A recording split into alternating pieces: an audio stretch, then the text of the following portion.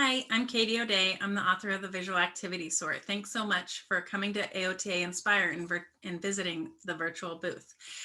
Just to introduce you to the Visual Activity Sort, it is an assessment and interpretation tool that includes 117 different activities in all areas of occupation. We really use the Occupation Practice Framework 3rd edition to categorize different activities. So we have activities that are sleep/rest cards, ADLs, IADLs, work/school, and leisure/play activities, as well as social participation cards.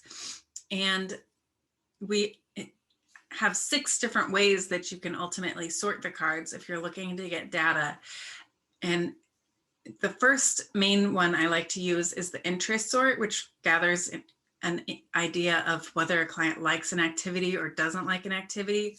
We also have motivation, whether they want to do an activity or don't want to do an activity, and change/participation, which looks at if it's a new activity, if the person participates in it more or less based on one or more life events that have really changed their participation in day-to-day activities.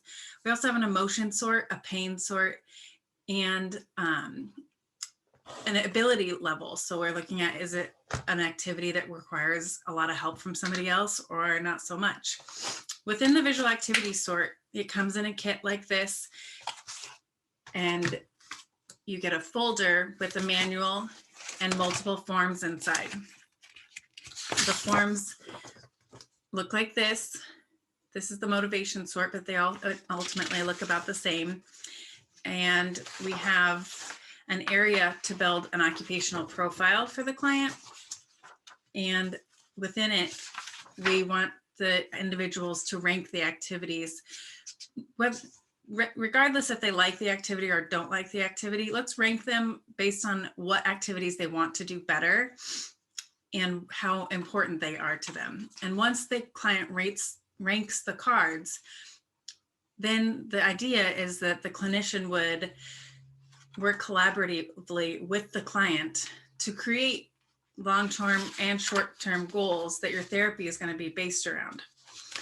One thing that's also great about the visual activity sort is you can get some percentiles if you do it on as a evaluation tool in the beginning of your therapy session or in the beginning of your therapy with a client. And then you can also measure the change that's occurred based on your therapy if you do it later, closer to discharge or later within your therapy sessions.